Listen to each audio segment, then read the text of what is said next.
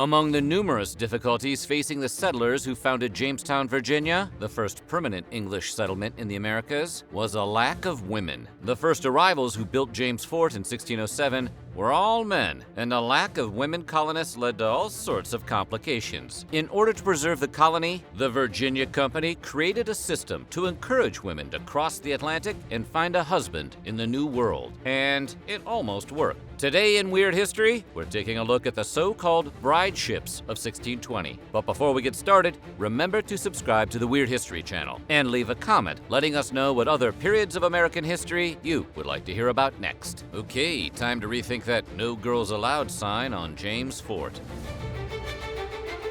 The Jamestown colony was managed and owned by the Virginia Company of London, approved by newly crowned King James I in 1606. This was actually a public company, which sold shares at a cost of £12 apiece, allowing anyone with the funds to invest in colonizing the New World. Kind of like those places that let you buy real estate on the moon, except there was a chance it might be worth something someday. In these early years, a few women made the trek to Jamestown all on their own. The first female colonists arrived in 1608, many of them on board a 5-ship fleet that resupplied the colony. The first marriage in Jamestown occurred that same year between one of those recent arrivals, a housemaid named Anne Burris and a carpenter named John Leyden. Nonetheless, by 1618, management back in England theorized that more women settlers would help Jamestown grow faster by providing greater social and cultural stability and encouraging more men to lay down roots, start a family, and remain permanently in Virginia. And while relationships between indigenous women and European colonists were not entirely unheard of, they were generally frowned upon due to racial prejudices and the overall tension between the two groups.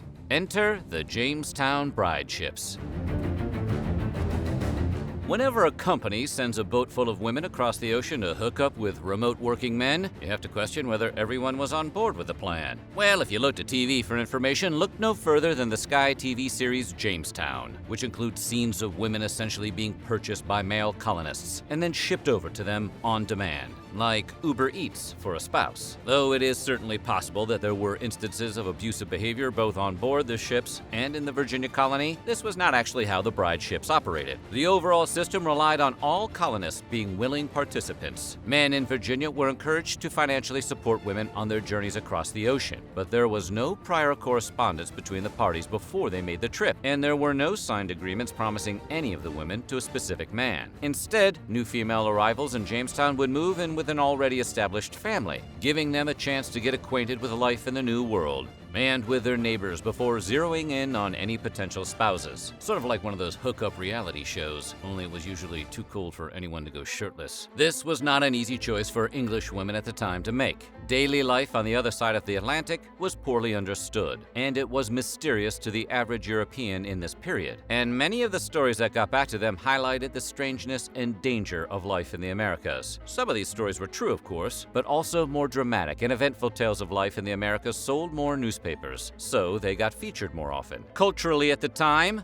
men were encouraged to take bold action and seek out adventure, while women were encouraged to be practical and only venture out with a male protector. So the Virginia Company tried a number of marketing strategies to make the trip sound more appealing to young English women. Many advertisements pitched the journey as missionary work, encouraging dutiful Christian women to enlist and spread the faith in the New World. Some marketing went so far as to sell colonization as a Protestant competition against Catholics from Spain, who were also settling in the Americas in large numbers and beginning to convert the native population. Women were also sold a vision of what their future would be like after being married to a Virginia colonist. They would be the mistresses of a house, with servants to help them tend to their grounds and gardens. Land that wasn't already claimed by aristocrats was extremely hard to come by back in England. For most women who weren't of noble birth, staying in Europe meant a lifetime cleaning homes or raising the children of the wealthy. And that was if everything worked out great. Moving to the Americas was likely the only way they'd ever have a chance at rising to the status of a gentlewoman themselves, and then they'd be the ones hiring other women to raise their bratty children. Yeah, that's a better plan. The relative rarity of any European women in the colonies endowed them with considerable social and political power, far more than most women could ever hope to have in Europe, even if they'd married a powerful man. Because both men and women were perishing in the colonies at an accelerated rate, there was a good chance a young woman might become a well-off widow, giving her the freedom to potentially remarry and reshape her life as she pleased. In England, women functionally had no voice in the legal or judicial system. Even if they were attacked or murdered, murdered, justice was pursued on their behalf by their fathers or husbands. But these rules didn't apply in Virginia, where women could legally inherit and sell property and pursue court cases of their own. Colonial Virginia records are full of cases being brought by women, some of them over relatively minor offenses. It seems well-heeled Virginia women were quite fond of suing one another for defamation of character. Sounds like the premise for an HBO limited series that's probably being pitched right now. This arrangement managed to appeal to a number of English ladies, and surviving applications from this period reveal a process that became somewhat competitive, at least for a while. Initially, the Virginia company specified that they purposefully sought decent women from good families. I don't know if you could hear those air quotes, but I was doing them. This was a kind of code indicating the company wasn't interested in applicants who were alcoholics or sex workers. Only good marrying stock would do for their colonists. Women had to provide letters of reference with their applications attesting to their good moral standing. Recommendations from priests, employers, and teachers were particularly prized, as was any evidence of any kind of close relationship or kinship with a member of the nobility. Some surviving applications cite a family relation to a knight, for example, or social connections to successful merchants or scholars. So if your cousin was a knight or you were BFFs with a mostly reputable shipbuilder, your application was going right to the top of the pile. Typical applicants ranged in age from around 15 to 28. Back in those days, 15-year-olds were considered viable marriage partners for adult males, while 28-year-olds were seen just on the verge of becoming old maids. Younger women would typically focus their applications on their youth, beauty, and vitality. And because they were the most favored category for the men of Jamestown, they often got selected first by the colony's wealthiest and most prominent citizens. For this reason, many of their applications appealed directly to rich men and highlighted skills and hobbies that would be welcomed in elite society, such as lace making or hiding large cash purchases from the IRS, which of course wouldn't be created for about 400 more years, but still planning ahead. Older women were less in demand by the upper class of Jamestown, making them more likely to end up being pitched woo by a farmer or laborer. Their applications would therefore highlight more practical skill sets, likely to help manage a farm and earn money, such as brewing, baking, gardening, sewing, butchering, and even carpentry and livestock management. You wouldn't think "I can snap a pig's neck with my bare hands" would make for a successful dating profile, but in Jamestown, those were the kind of skills that would land you a partner. It didn't take very long for the Virginia company to run through their initial pool of applicants, leaving them with an ongoing and increasingly desperate need for more women colonists. By the early 1620s, they'd started to relax some of the more strict requirements, and eventually, the floodgates were basically opened. The company took to rounding up people who were living on the street and offering them an opportunity to move to Virginia. And even some convicts from the Newgate and Old Bailey prisons were selected to make the voyage. In fact, transportation to Virginia became a form of punishment and was a popular option when presented as an alternative to a death sentence. Imagine how that must have hit the ears of the colonists. Yeah, a trip to your house is the same as being executed, but we love what you're doing with the place.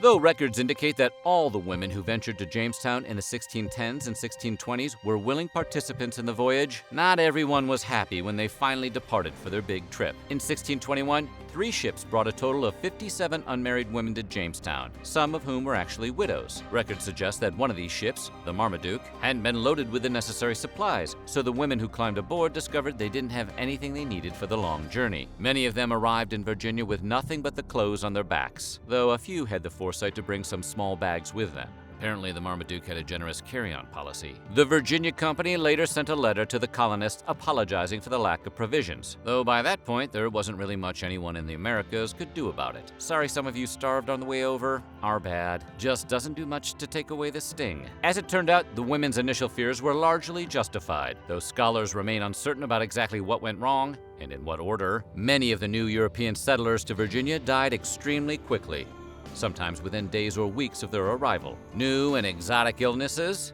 attacks by local tribes, childbirth, and general hardship were serious issues, to the point that anyone who survived more than 1 year in the Americas was considered hardy and seasoned.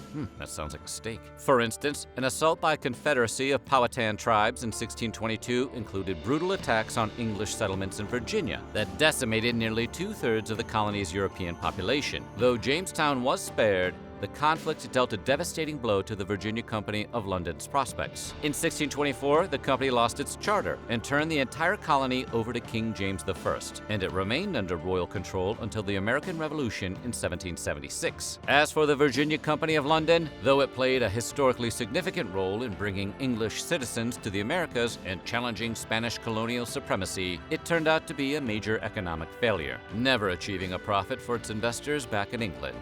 So what do you think? Would you have made the trip to Virginia? Let us know in the comments below, and while you're at it, check out some of these other videos from our weird history.